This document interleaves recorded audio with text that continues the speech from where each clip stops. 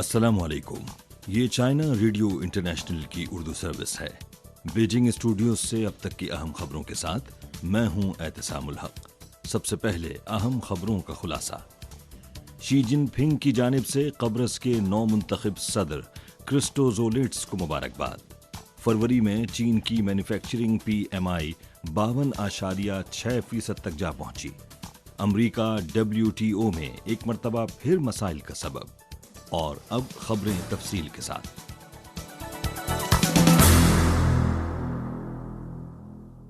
یکم مارچ کو صدر شی جن پنگ نے نکوس کرسٹوزولیٹس کے نام ایک تہنیتی پیغام میں انہیں جمہوریہ قبرص کے صدر کا عہدہ سنبھالنے پر مبارکباد دی۔ شی جن پنگ نے نشاندہی کی کہ اس وقت چین اور قبرص کی اسٹریٹجک شراکت داری نے اعلیٰ سطح کی ترقی کو برقرار رکھا ہے۔ دونوں ممالک کے درمیان دیرینہ مضبوط دوستی ہے، سیاسی باہمی اعتماد گہرا ہوتا جا رہا ہے اور مختلف شعبوں میں تبادلے اور تعاون میں تیزی سے اضافہ ہوا ہے۔ صدر شی نے کہا کہ وہ چین قبرص تعلقات کی ترقی کو بہت اہمیت دیتے ہیں اور چین قبرص اسٹریٹجک شراکت داری کے تحت مزید ثمرات کے حصول اور دونوں ممالک کے عوام کے بہتر مفاد میں صدر کرسٹوزولیٹس کے ساتھ مل کر کام کرنے کے خواہاں ہیں۔ China federation of logistics and purchasing اور قومی شماریات بیورو کے سروس انڈسٹری سروے سینٹر نے یکم مارچ کو چین کا پرچیزنگ مینیجرز انڈیکس جاری کیا۔ ان میں سے چین کے مینوفیکچرنگ پرچیزنگ مینیجرز انڈیکس میں اضافہ جاری رہا۔ معاشی آپریشن میں مثبت تبدیلیوں میں نمایاں اضافہ ہوا، مارکیٹ کی بنیادیں مضبوط ہو گئیں اور معاشی آپریشن بحال ہوا۔ فروری میں چین کی مینوفیکچرنگ PMI 52.6% تک جا پہنچی۔ چین کی وزارت تجارت کے محکمہ برائے امور عالمی تجارتی تنظیم کے افسر نے یکم مارچ کو حال ہی میں امریکہ کی جاری کردہ سال 2022 عالمی تجارتی تنظیم میں شمولیت کے وعدوں پر عمل درآمد سے متعلق رپورٹ اور اس میں بے بنیاد الزام کے حوالے سے کہا کہ امریکہ نے چین کی عالمی تجارتی تنظیم میں شمولیت کے وعدوں پر عمل درآمد کی کامیابیوں کو نظر انداز کرتے ہوئے مارکیٹ کی معیشت کے بارے میں اپنے معیار کے مطابق دوسرے ارکان کو جج کیا ہے۔ یہ نہ صرف قانون بلکہ حقیقت سے بھی مطابقت نہیں رکھتا، جس سے امریکہ کی یک طرفہ خود پسندی اور بالادستی کا اظہار ہوتا ہے۔ چین اس کی سخت مخالفت کرتا ہے۔ عالمی تجارتی تنظیم میں شرکت کے 20 سے زائد برسوں میں چین ہمیشہ کے لیے کثیر الجہتی تجارتی نظام پر قائم رہتا ہے، جس کو عالمی تجارتی تنظیم کے ارکان نے خوب سراہا بھی ہے۔ عالمی تجارتی تنظیم کی 12ویں وزارتی کانفرنس کے دوران چین کی کوششوں سے کانفرنس میں متعدد نتائج وصول کیے گئے۔ یہ بات قابل ذکر ہے کہ عالمی تجارتی تنظیم کے تحت تنازعات کو حل کرنے والے ادارے نے فیصلہ کیا ہے کہ امریکہ کے متعلق اقدامات عالمی تجارتی تنظیم کے اصول کی خلاف ورزی کرتے ہیں۔ امریکہ نہ صرف عالمی تجارتی تنظیم کے فیصلے پر عمل نہیں کرتا بلکہ کثیر الجہتی تجارتی نظام کے بنیادی اصول کو شدید نقصان پہنچاتا ہے۔ چین اس طرز عمل سے شدید مایوس ہے۔ 27 فروری کو WTO کی تنازعات کے تصفیے کی باڈی کے باقاعدہ اجلاس میں امریکہ نے ایک بار پھر اپنی سنگل ووٹ ویٹو پاور کا غلط استعمال کرتے ہوئے ایپیلیٹ باڈی میں نئے ججوں کے انتخاب کا عمل شروع کرنے کی تجویز مسترد کر دی۔ یہ تجویز WTO کے 127 ارکان نے مشترکہ طور پر پیش کی تھی، لیکن 63ویں بار اسے روک دیا گیا۔ گوئٹے مالا کے نمائندے نے مذکورہ ارکان کی جانب سے خطاب کرتے ہوئے کہا کہ نئے ججوں کے انتخاب کے عمل میں رکاوٹ کی کوئی قانونی بنیاد نہیں ہے اور اس سے WTO کے بہت سے ارکان کے حقوق کو نقصان پہنچا ہے۔ تنازعات کے تصفیے کا طریقہ کار WTO کے اہم ستونوں میں سے ایک ہے۔ ایپیلیٹ باڈی کو عالمی تجارت کی سپریم کورٹ کے طور پر مانا جاتا ہے اور اس کی رپورٹ کو لازماً حتمی فیصلہ تصور کیا جاتا ہے۔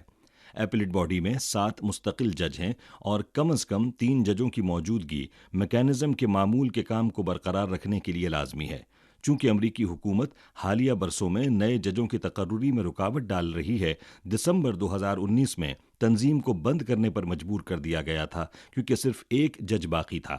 یوں WTO اپنے قیام کے بعد سے سنگین ترین بحران کا شکار ہو گئی۔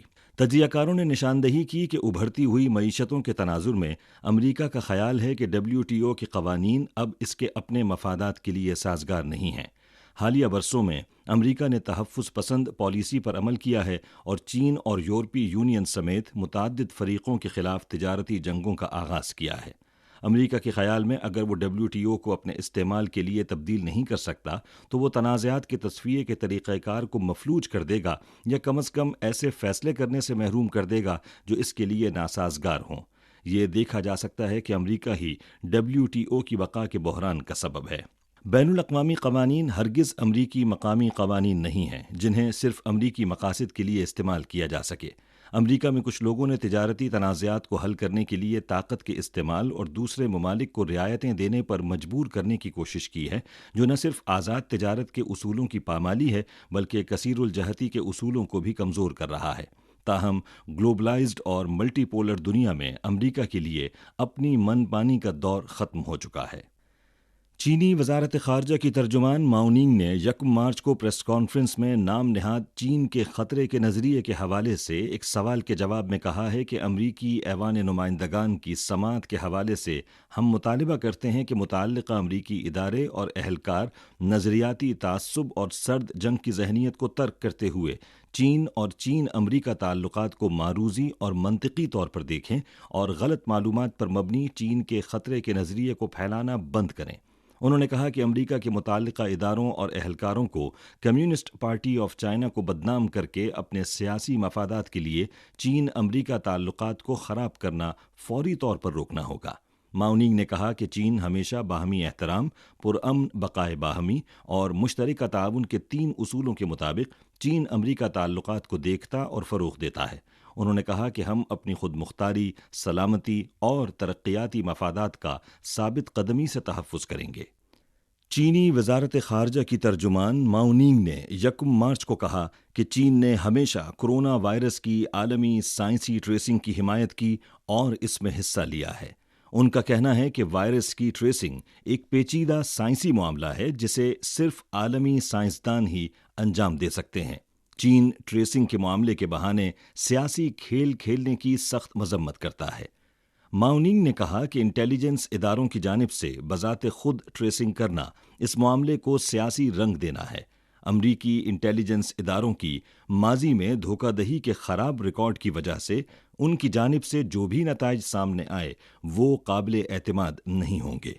چینی وزارت خارجہ کی ترجمان نے کہا کہ اب امریکہ دوبارہ لیبارٹری لیک تھیوری کو ہوا دے کر چین کو بدنام کرنے کی کوشش کر رہا ہے، لیکن امریکہ اس معاملے میں کامیاب نہیں ہوگا بلکہ اس کا اپنا تشخص خراب ہوگا۔ چین امریکہ پر زور دیتا ہے کہ وہ سائنس اور حقائق کا احترام کرے اور کرونا وائرس کی ٹریسنگ کے معاملے کو سیاسی رنگ دینا بند کرے۔ 28 فروری کو روسی صدر ولادیمیر پوٹن نے باضابطہ طور پر روس کی جانب سے نیو سٹارٹ معاہدے پر عمل درآمد کی معطلی سے متعلق ایک قانون پر دستخط کر دیے۔ اسی روز روس کی قانونی اطلاعات کی ویب سائٹ پر شائع ہونے والی متعلقہ دستاویزات کے مطابق نیو سٹارٹ معاہدے پر عمل درآمد کی معطلی کا اطلاق سرکاری اعلان کی تاریخ سے ہوا ہے اور اس پر دوبارہ عمل درآمد کب شروع کرنا ہے اس کا فیصلہ روسی صدر ہی کریں گے۔ امریکہ میں روس کے سفیر اینتونوف نے 27 فروری کو کہا تھا کہ روس کا نیو سٹارٹ معاہدے پر عمل درآمد معطل کرنے کا فیصلہ موجودہ صورتحال میں واحد درست فیصلہ ہے۔ اینتونوف نے کہا کہ امریکہ نے کئی سالوں سے نیو سٹارٹ معاہدے کی اہم شقوں کی سنگین خلاف ورزی کی ہے اور اس معاہدے پر مکمل عمل درآمد کو بحال کرنے کے لیے امریکہ کو اپنی روس مخالف پالیسی پر نظر ثانی کرنا چاہیے۔ جرمن پارلیمنٹ کے رکن اسٹیفن کوٹرے نے حال ہی میں روسی خبر رساں ایجنسی TASS سے کہا کہ نارڈ اسٹریم گیس پائپ لائن دھماکے کی تحقیقات شفاف نہیں ہیں اور جرمنی کو اپنے اتحادیوں سے تحقیقاتی سرگرمیوں کے بارے میں کافی معلومات نہیں ملیں۔ کوٹرے نے کہا کہ جرمن حکومت کے نمائندے اس بات سے بخوبی آگاہ ہیں کہ صرف جرمنی کے اتحادی ممالک ہی اس طرح کی دہشت گردانہ کارروائی کر سکتے ہیں۔ انہوں نے اس بات پر عدم اطمینان کا بھی اظہار کیا کہ جرمنی کے ذرائع ابلاغ امریکہ کی نارڈ اسٹریم پائپ لائن پر مبینہ بمباری پر خاموش ہیں۔ اہم خبروں کا خلاصہ ایک بار پھر۔ شی جن پنگ کی جانب سے قبرص کے نو منتخب صدر کرسٹوزولیٹس کو مبارکباد۔ فروری میں چین کی مینوفیکچرنگ PMI 52.6% تک جا پہنچی۔ امریکہ WTO میں ایک مرتبہ پھر مسائل کا سبب۔ اسی کے ساتھ خبریں ختم ہوئیں۔ مزید خبروں، تجزیوں اور تبصروں کے لیے وزٹ کیجیے ہماری ویب سائٹ urdu.cri.cn۔